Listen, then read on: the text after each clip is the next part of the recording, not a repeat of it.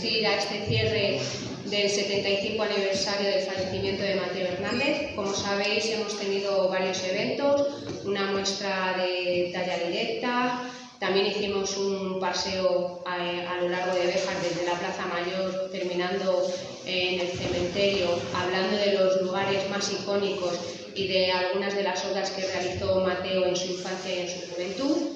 El lunes tuvimos la ofrenda floral y hoy, pues, con José Ignacio Díez del Cuad, vamos a hablar de las obras de Mateo Hernández. El tema es además la vista a las obras de Mateo Hernández. Quiero agradecer al Centro de Estudios Bejaranos su colaboración con nosotros, porque evidentemente estos actos siempre requieren de colaboración de personas externas al ayuntamiento. Y sin más, pues le doy paso a José Ignacio. Gracias por asistir. Muchas gracias. No sé si me oyen ustedes bien. Pues entonces vamos a empezar. En primer lugar, agradecerles su presencia aquí, en esta sala. Sabe que estamos en un día de invierno, que a lo que invita es a quedarnos en casa, pues, disfrutando de la calefacción y no salir a la calle a escuchar a un señor que vamos a ver qué nos cuenta. Bueno, antes de empezar, quiero expresar el reconocimiento a aquellos investigadores que han abordado antes el tema de Mateo Hernández. Han sido muchos los que han escrito sobre él, pero especialmente debemos mencionar a Gabriel Hernández, que fue el autor de la primera biografía propiamente del escultor. En segundo lugar, a José Luis Majada Neila, que fue el autor de la segunda biografía, que contó con una documentación más amplia, que pudo investigar con esa beca que le dio el Ministerio y consultar sus archivos, y que además tuvo la gran ventaja de que pudo hablar con personas que todavía conocieron a Mateo Hernández o a sus familiares. También fue una aportación grandísima la de Lorenzo Bernández Villarroel. Majada ya había hecho un catálogo, pero ese catálogo lo amplió y lo mejoró mucho Bernández Villarroel. Además, él viajó a Francia y pudo obtener una documentación nueva, distinta, que no había conocido Majada, y por tanto enriqueció lógicamente el conocimiento. Otro autor importante que ha abordado el tema de Mateo Hernández es el catedrático de Salamanca, Juan Carlos Brasas Ejido, que lo que hizo fundamentalmente fue contextualizar la obra de Mateo Hernández dentro de la escultura española y también incluso europea. Y por último, hay que mencionar a Domingo Garrido, con ese trabajo dedicado al legado de Mateo Hernández. De ellos quiero destacar especialmente a Lorenzo Bernández Villarroel, porque yo me he apoyado mucho en sus investigaciones, aunque discrepo en algunos detalles, especialmente en lo relativo a las cronologías de juventud. Bueno, el tema son las visiones sobre Mateo Hernández. Pero no me refiero tanto a las visiones que han tenido los historiadores sobre Mateo Hernández, sino a las semblanzas que nos han dado algunas personas, escritores en su mayoría, que conocieron personalmente a Mateo Hernández, porque lo que me interesaba era saber cómo veían a Mateo en su época. En este sentido, el interés por Mateo Hernández tuvo su momento álgido en los años 20. En los años 30 las publicaciones periodísticas disminuyeron, y más en los años 40, hasta que se produjo su muerte en 1949, año en el que se escribió muchísimo, al igual que en los años posteriores, en relación sobre todo con su legado y el destino de sus obras. Voy a detenerme también, especialmente, en los años de su vida y actividad en Béjar, que es la etapa menos estudiada y que yo conozco más, y en la que voy a hacer algunas precisiones y correcciones incluso sobre su biografía. Y empezamos con la primera semblanza. Repito que el tema son las semblanzas, la mayor parte de mi exposición va a versar sobre eso, sobre semblanzas que nos han dado otros escritores, ¿no? Luego daré incluso la mía. Bueno, empezamos con la primera semblanza, que en realidad es una entrevista a Juan José Sánchez Calvo, primo de Mateo Hernández, del que era 10 años más joven. fue realizada por Julián Carrasco en 1974. Juan José habla de sus recuerdos y de lo que su familia le transmitió. Así nos cuentas que los padres eran Casimiro y Juliana, que tuvo dos hermanos. El mayor fue Román Manuel, que en Béjar se le conocía como Juan Manuel, porque de hecho él firmaba Juan Manuel. Después utilizaría el nombre familiar de Román Manuel. Este fue el primer hermano. El segundo hermano fue Joaquín, fue silletero. Dice Juan José que marchó de Tornero a Sevilla sin que se volviera a saber de él. Y el tercero fue Mateo. El relato de Juan José nos permite además acercarnos a la infancia de Mateo. Lo suyo, más que una visión de la obra de Mateo, es una evocación, y así nos decía Juan José. Él, como sus hermanos y primos, era nieto de Santos Hernández, que tenía unas viviendas en la calle del Chorrito. Bueno, la calle del Chorrito, como saben, es esta de aquí, está en la carretera del Castañar, y esta era la calle del Chorrito. Aquí estaban las viviendas de la familia de Mateo. Su oficio era el de silletero, que nosotros practicábamos de pequeños.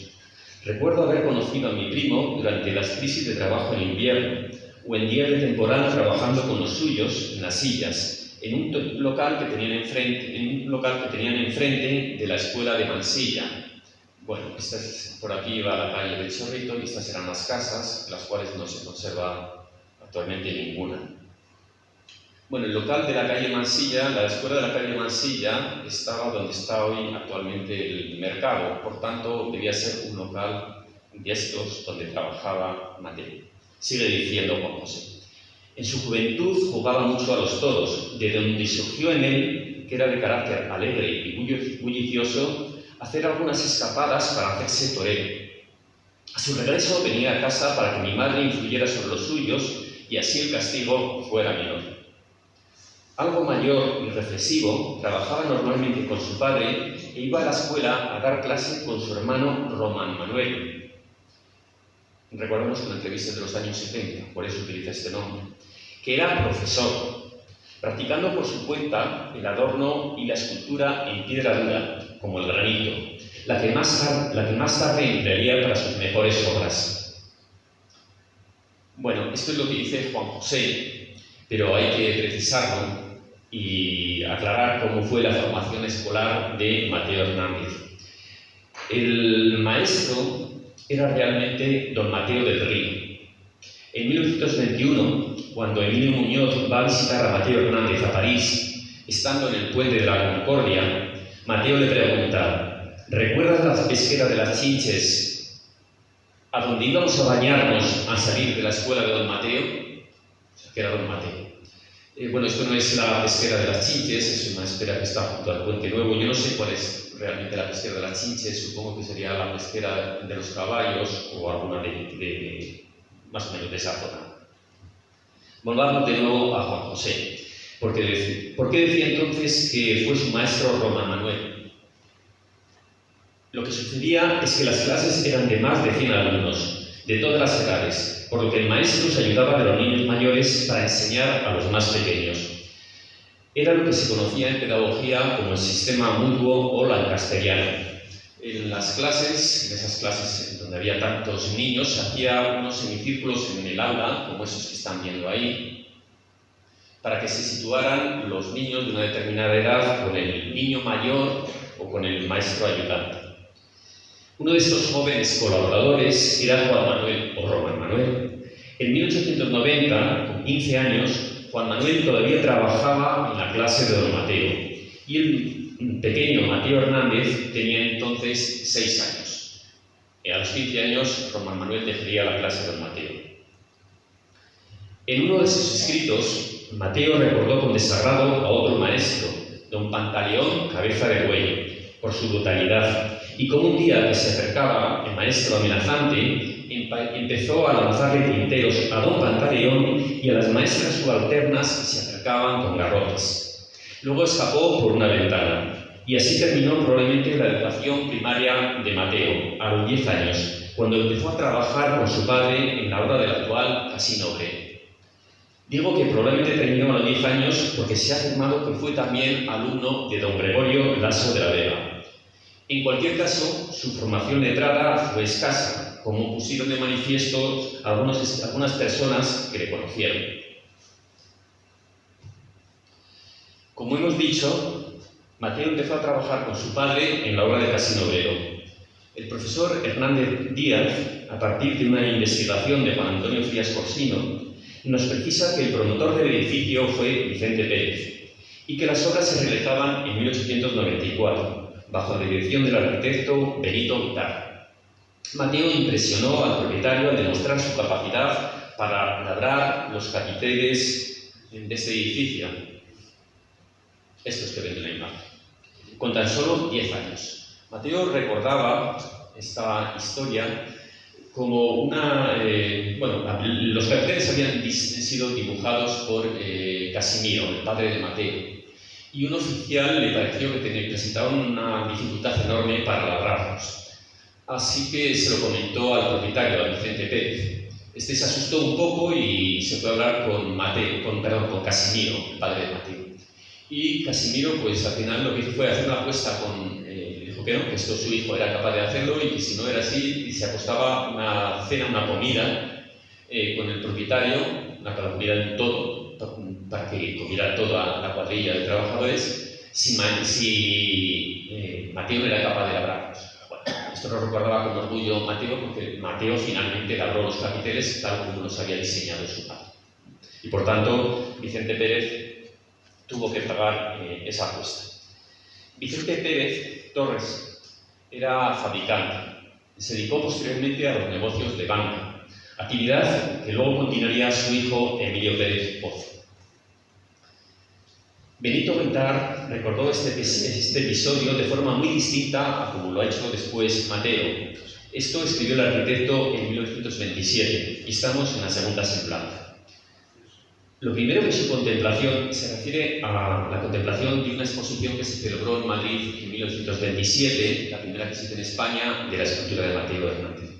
Lo primero que su contemplación me hizo recordar fue al bueno de Casimiro, padre de Mateo, cuando acompañado de sus hijos labraba en granito las columnas y capiteles del Casino Obrero de Béjar, hace más de 30 años, que ejecutaban bajo mi dirección, procurando apartarles de la rutina del capitel compuesto, que como invariable patrón esculpían para todas las solanas de aquella población.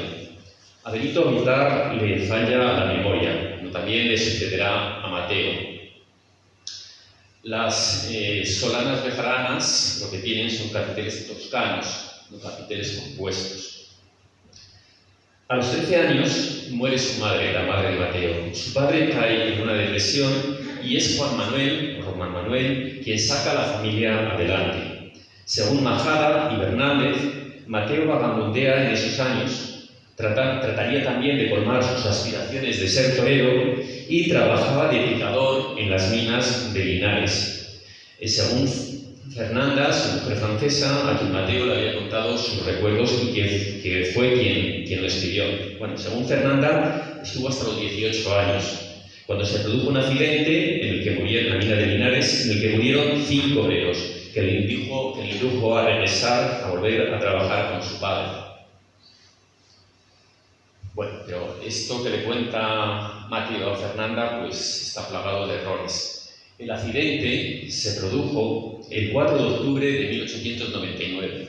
Esto es un periódico que da cuenta de ese accidente. Es un periódico de Madrid, pero ese accidente apareció en toda la prensa española. Y dice la noticia: después de la desgracia ocurrida el día 4 en la mina de Arrayanes, 5 obreros, esto sí lo recordaba bien Mateo, que murieron a consecuencia de la ruptura de la cadena de la jaula era el ascensor, por llamarlo ascensor, en la que bajaban accidentalmente. Aquí continúa la noticia. Y entonces Mateo tenía 15 años, no tenía 18. El segundo edificio en el que sabemos que trabajó fue el Panteón de la familia Rodríguez Arias. El Panteón fue construido en 1865 por Cipriano Rodríguez Arias. Pero en 1901, su hija Manuela Rodríguez Arias y su esposo Jerónimo Rodríguez Yagüe compraron una parcela al ayuntamiento con el fin de ampliarlo. La obra se la encargaron a Casimiro Hernández, el padre de Mateo, quien la concluyó en el año siguiente, en 1902. Mateo talló las 4 palmetas que coronan las esquinas. Años después, él recordó como alas de murciélago realizadas en el granito azulado de Béjar. La foto es en blanco y negro y lo que nos permite apreciar es el color de la piedra. Sobre su tercera obra, El escudo de Béjar, Mateo recordó lo siguiente: yo había cumplido 12 años y mi hermano construía la Escuela de Artes y Oficios. Pero de nuevo se equivoca Mateo con los años. El ayuntamiento acordó instalar la Escuela Superior de Industrias en el convento de San Francisco en agosto de 1902. Entonces, lo primero que se hizo es derribar lo ruinoso y en noviembre comenzaron algunas obras que continuaron en 1903. En julio se daban terminadas, por tanto, las obras principales porque todavía hubo alguna posterior. Por tanto, ese escudo Mateo lo labró con 18 años. Bueno, vamos a ver a continuación algunos documentos escritos que se conservan en Béjar de Mateo Hernández y que se guardan en el Centro de Formación Profesional, heredero de la antigua Escuela de Artes y Oficios. El primero es este de 1902 y nos deja constancia de que Mateo estaba en Béjar, ahora sí, con 18 años. El documento dice lo siguiente: señor director de la Escuela Elemental Superior de Industrias, Mateo Hernández Sánchez, natural de Béjar, provincia de Salamanca, de 18 años de edad y profesión cantero.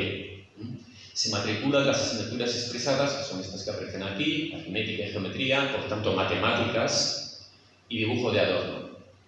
Va a la enseñanza nocturna y aparece después la firma, 8 de octubre de 1902, y firma como padre o encargado Juan Manuel Hernández. No firma Casimiro, firma su hermano. Y a la derecha está la firma de Mateo Hernández. La firma de Juan Manuel es una firma clara, bonita, elegante, pone tildes. La firma de Mateo es más nerviosa, más insegura y no pone tildes. Es decir, tenía una mayor formación su hermano que Mateo. En 1903 se matricula, si lo ven también desde ahí, creo que sí, de dibujo de adorno, de dibujo industrial, que es lo que hoy tenemos por dibujo técnico. Tiene ya 19 años y no necesita la firma de su hermano. Mantiene también, figura su profesión de cantero. Esto se ve peor. Bueno, en 1904 se vuelve a matricular de dibujo de adorno y lo que quiero es hacer referencia a la firma que aparece aquí, el director Cajigal. Era Marcelino Cajigal, entonces el director de la escuela, que luego volveremos a mencionarlo. En 1905 vuelve a matricularse de dibujo de adorno y sigue yendo a la enseñanza nocturna. Pero 2 días después pide un certificado de notas de la asignatura de dibujo de adorno y figura. ¿Y qué calificaciones obtuvo? Bueno, esto es la solicitud de ese certificado. ¿Y qué calificaciones obtuvo? Bueno, no sé si pueden verlo bien. En aritmética y geometría no se presenta. En dibujo de adorno sobresaliente, en el primer curso, en 1902. El año siguiente, en dibujo industrial, no se vuelve a presentar. En dibujo de adorno de 1904, sobresaliente. Y entonces hay una nota en su expediente que se la leo. Dice: mediante oposición obtuvo premio ordinario en esta asignatura y 25 pesetas donadas al efecto por el diputado en Cortes, señor Nicolás Oliva, que le fueron entregadas la noche del día 8 de mayo en el teatro de esta ciudad, en la solemne velada artística y literaria celebrada en dicho coliseo y organizada por el profesorado de esta escuela para conmemorar el 3er centenario de la publicación del Quijote. Bueno, en los años posteriores, en dibujo de adorno y figura no se vuelve a presentar, estamos ya en 1906 y bueno, el dibujo de adorno y figura tampoco se presenta.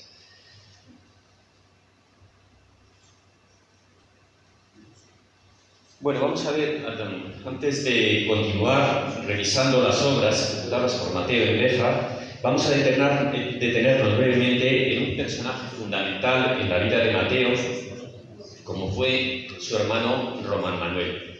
Ya hemos visto cómo ejerció de maestro, de padre o tutor, y como veremos más adelante, fue una guía referente fundamental de Mateo.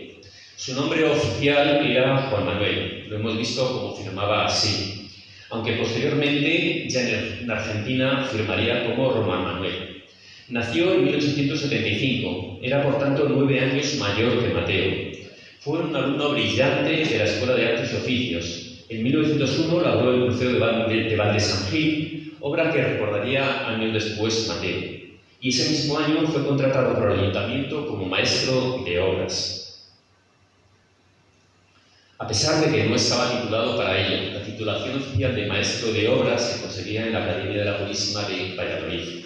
Él tenía los estudios que había realizado en la Escuela de Artes y Oficios de Béjar, y en esta sede que están viendo, todavía no se había trasladado aquí, al convento de San Francisco, y además de esos estudios tenía la experiencia profesional de haber trabajado con su padre.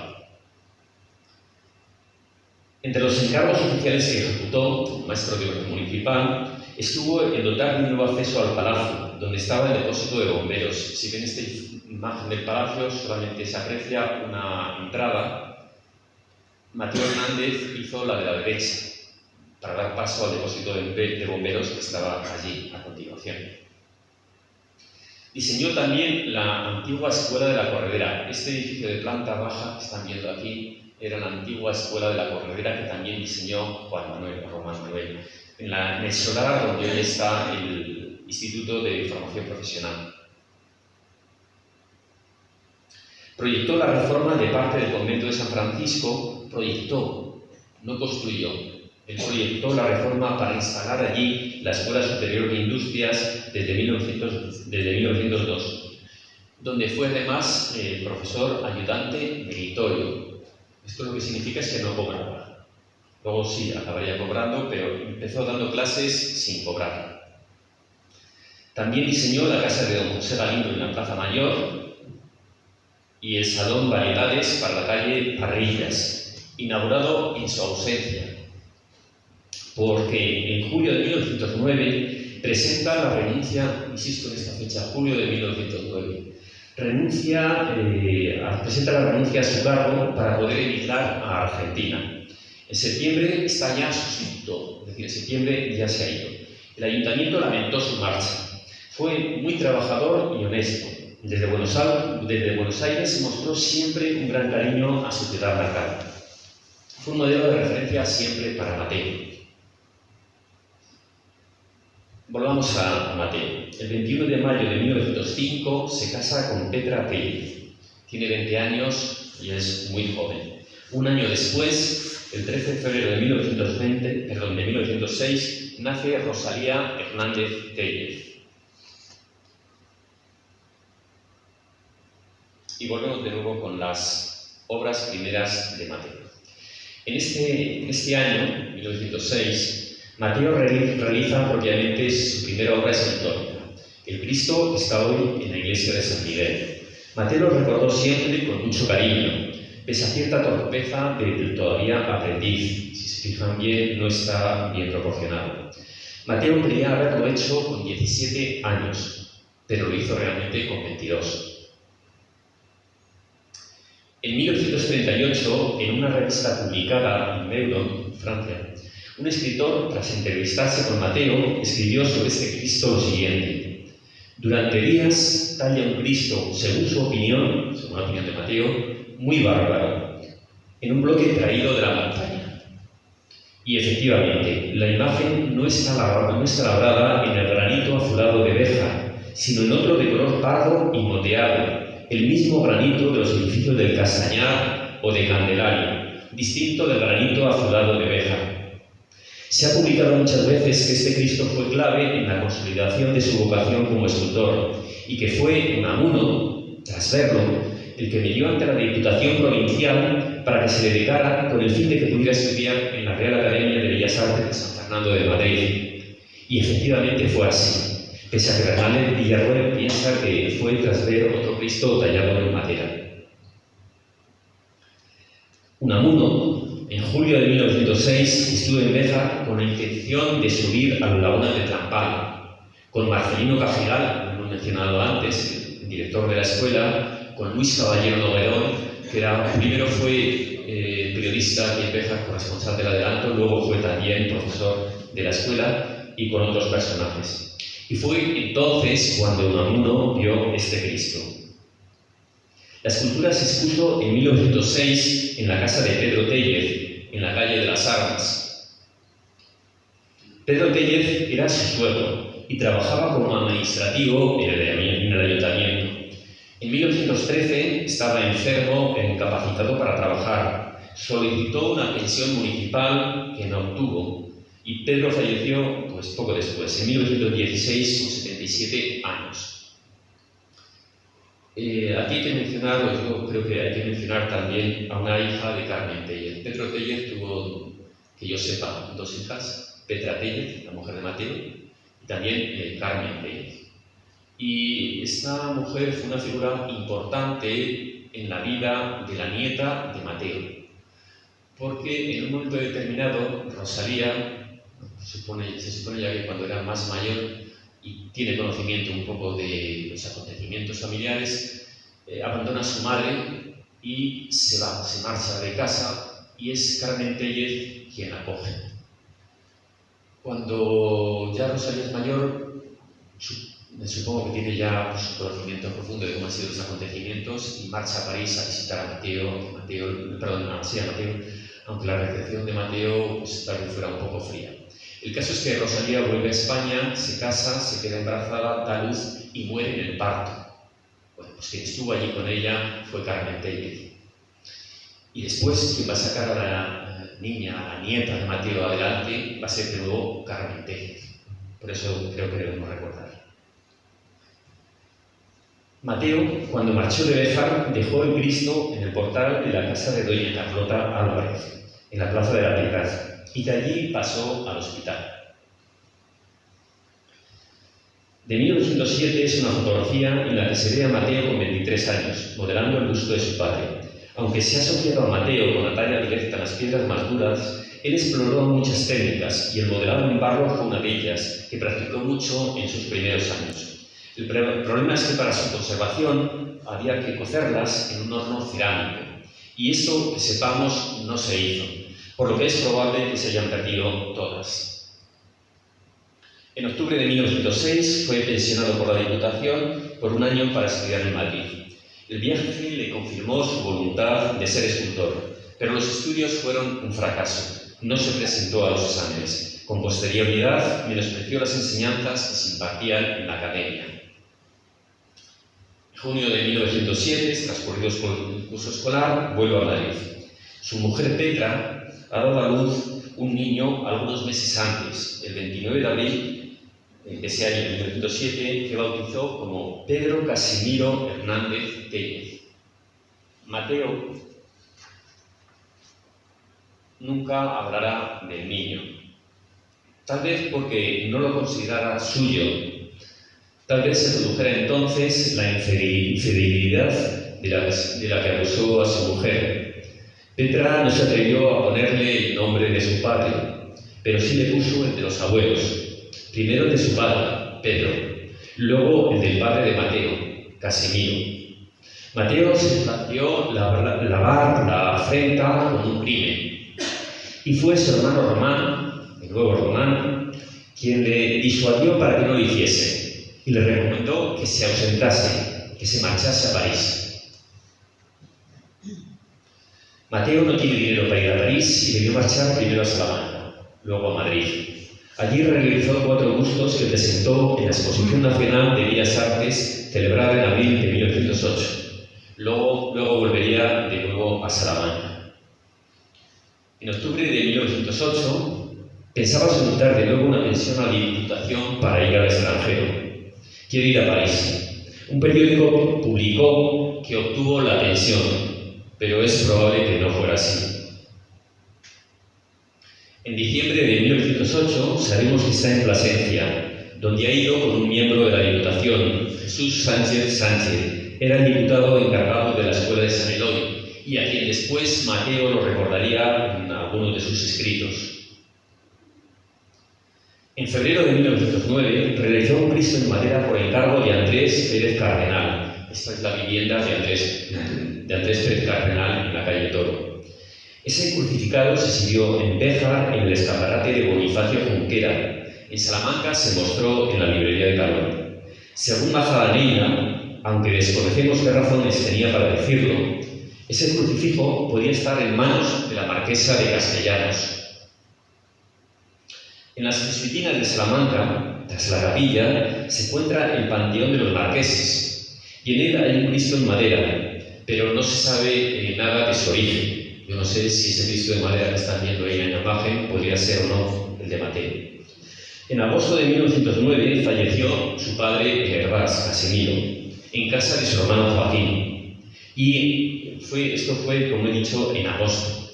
Sabemos que en julio su hermano Román se estaba planteando ir a Argentina. Bueno, pues su hermano se marcha, su padre se marcha, y en mi opinión es en ese momento cuando también Juan Manuel se marcha a París. Brasas y Hernández afirman que fue en 1911 cuando el alcalde Luis Cardeira, estoy leyendo su texto, le encarga la realización de una serie de medallones para la Plaza Mayor. Pero esto no pudo ser entonces, pues el alcalde de Salamanca era Antonio Díez González y no Cardeira. Insisto que, en mi opinión, fue en septiembre de 1909 cuando Mateo marcha a París.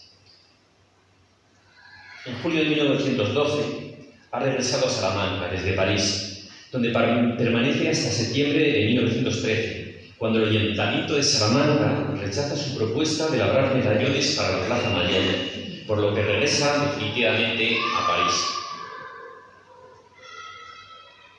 Bueno, y vamos de llenos con las semblanzas de estos escritores que han hablado sobre Mateo. Una de las opiniones o semblanzas que me parecen más interesantes es la de Emilio Muñoz, probablemente el mejor amigo de Mateo Hernández, quien escribió numerosos artículos sobre el escultor. Además, el texto siguiente es la primera noticia que llega a Béjar sobre su obra y su éxito en París. Es de nuevo una entrevista con Victorio Macho y la mujer de este, en 1921, que incluye unas reflexiones del empresario. Tanto Victorio Macho como Mateo Hernández son incluidos dentro del grupo del realismo castellano, artistas que quieren renovar la escultura española frente a los artistas más académicos. Y le pregunta Emilio: ¿ha visto usted en uno de los últimos números de La Esfera la información dedicada al escritor Mateo Hernández? Y responde Victorio: me ha interesado muchísimo. Ese escultor es un gran artista. Habla Emilio: me alegro mucho que usted piense así, porque Mateo Hernández es de Béjar. A lo cual responde Victorio: ¿sí? Pues Béjar puede estar orgullosa de ese hijo suyo. ¿Le conoce usted? Y contesta Emilio: mucho. Hemos sido condiscípulos y amigos poco antes de marchar a París. Hará unos 11 años, en mi opinión, 11 años y 7 meses. Después de picar muchos bloques de piedra, a diario me contaba sus intimidades, sus luchas y proyectos. Recuerdo que tenía un estudio en un desván de una calle solitaria. Allí salía de modelo un pobre golfillo. Cuando salió de Béjar, me regaló algunas cosas, entre ellas una pequeña cabeza de Cristo expirante, tallado en una piedra blanda que yo, viendo en ella algo fuera de vulgar, mandé embutir en madera y regalé a mi madre, que la conserva. Bueno, esta pieza después volverá otra vez a las manos de Emilio. Yo viendo esta imagen, lo que me da la impresión, porque en otro escrito posterior lo que dice es que fue Mateo quien la mandó embutir en madera. Yo viendo esta imagen, tanto la madera como el gusto que refleja el crucifijo, pienso que más bien fue Emilio quien pudo ordenar embutir la escultura, la pequeña talla de la cabeza en la madera. Emilio comenta que durante algún tiempo se cartearon y que Mateo le contó que se ganaba la vida como decorador, pero que luego le perdió la pista y supuso que se había ido a América con alguno de sus hermanos, y sobre esta obra escribió. Sobre la obra de Mateo. El arte de Mateo Hernández, de una gracia y una simplicidad arcaicas, primitivas casi, a pesar de su sencillez aparente, es sin duda el producto de un estudio profundo y depurado, Cultiva con preferencia la escultura animalista y como material parece que prefiere el granito, quizá por lo mismo de que ofrece gran dificultad para ser tallado. Su fauna, cabras salvajes, panteras, corzos, buitres, tiene una fuerza y una gracia notables. Pocos meses después, Emilio fue a París y buscó a Mateo. Se encontraron y se abrazaron efusivamente como viejos amigos. Comieron juntos y se fueron al Gran Palais, en el que había una exposición de coches, pero en el sótano estaban las obras que se iban a exponer en el mes de noviembre. Este es el Gran Palais y la exposición de coches. De esta amistad y de esta visita salió una fotografía que Mateo le dedicó a Emilio. En el texto de abajo aparece la firma de Emilio y el texto al poeta y amigo Emilio Muñoz en recuerdo de nuestra niñez, París, octubre de 1921, Mateo Hernández. Esto lo publicó después Emilio Muñoz en un artículo publicado en Adelanto en 1925. Vamos con otra semblanza, la de Eduardo Ortega y Gasset, un abogado y político republicano, hermano mayor del conocido José Ortega y Gasset. Fue encarcelado durante la dictadura de Primo de Rivera. Marchó voluntariamente al exilio a París, donde conoció a Mateo Hernández. Después se trasladó a Hendaya y dirigió desde diciembre de 1978, junto a Miguel de Unamuno, una publicación clandestina, Hojas Libres, contraria a la dictadura y a la monarquía alfonsina. La semblanza se publicó en 1924 y se titula Desde París, el Salón de Otoño.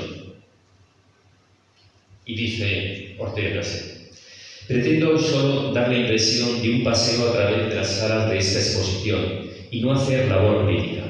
Pero sí quiero, a título informativo, destacar la obra de un escultor español en derredor de cuyas obras se formaba ayer ese corro de público que marca en el diálogo de la exposición lo que pudiéramos llamar las coronas del éxito.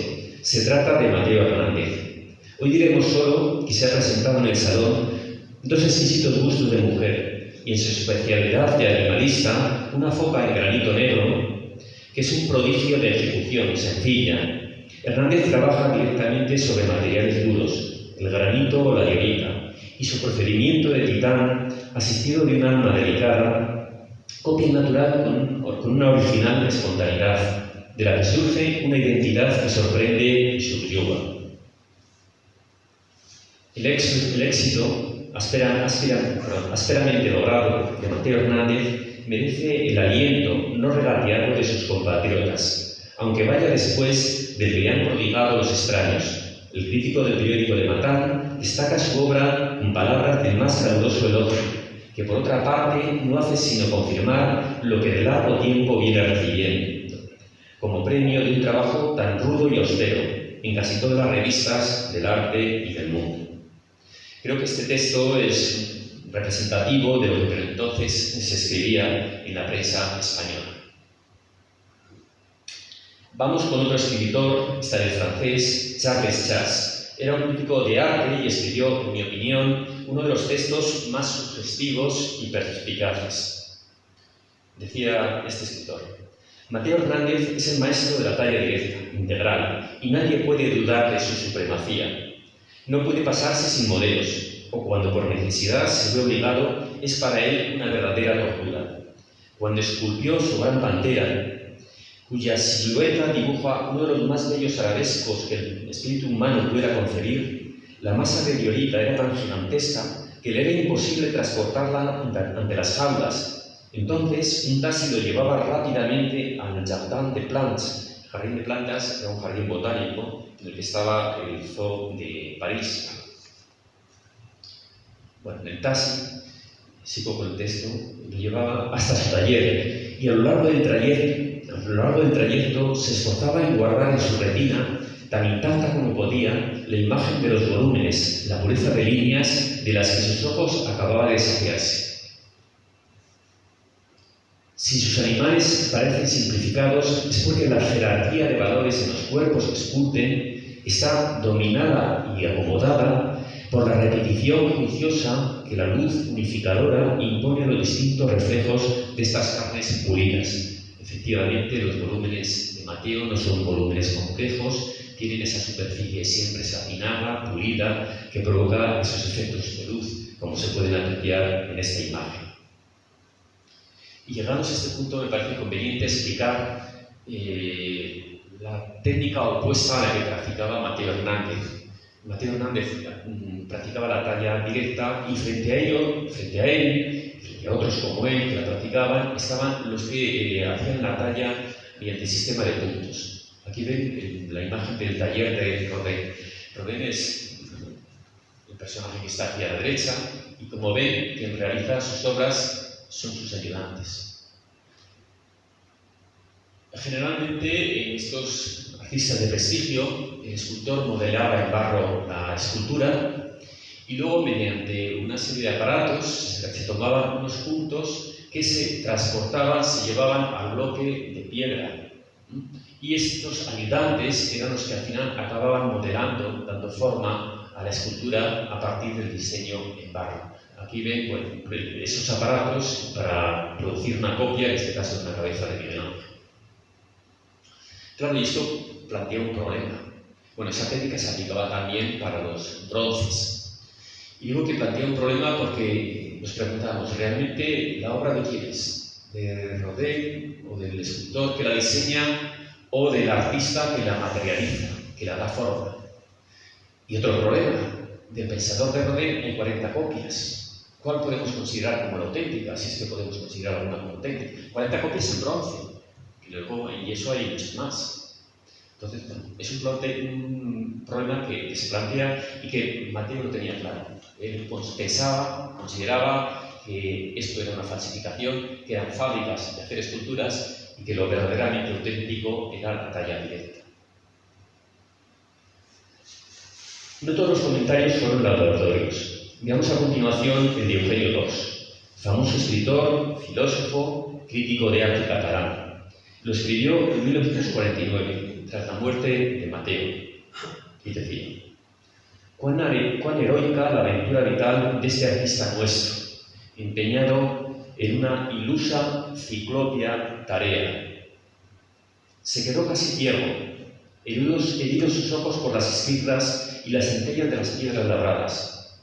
Se quedó sordo casi, heridos sus tímpanos por el incesante estruendo de sus golpes.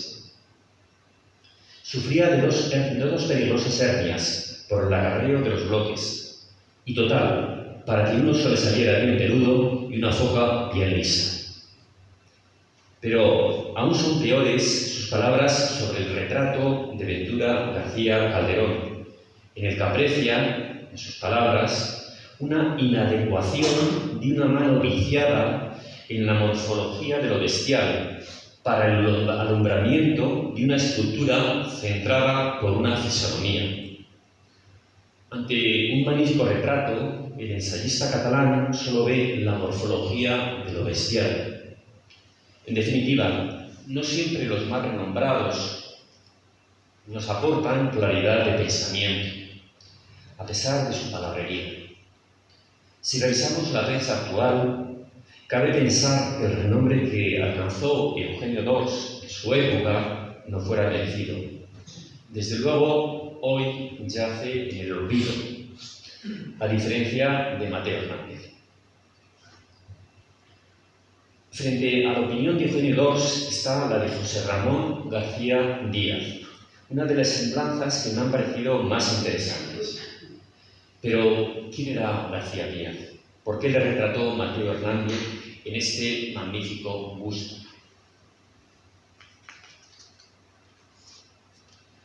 Emilio Muñoz lo presentaba en 1926 como escritor salmantino. Fernanda, la mujer de Mateo en Francia, se refiere a él como fino erudito castellano que contribuyó a hacer conocer su obra mediante artículos notables.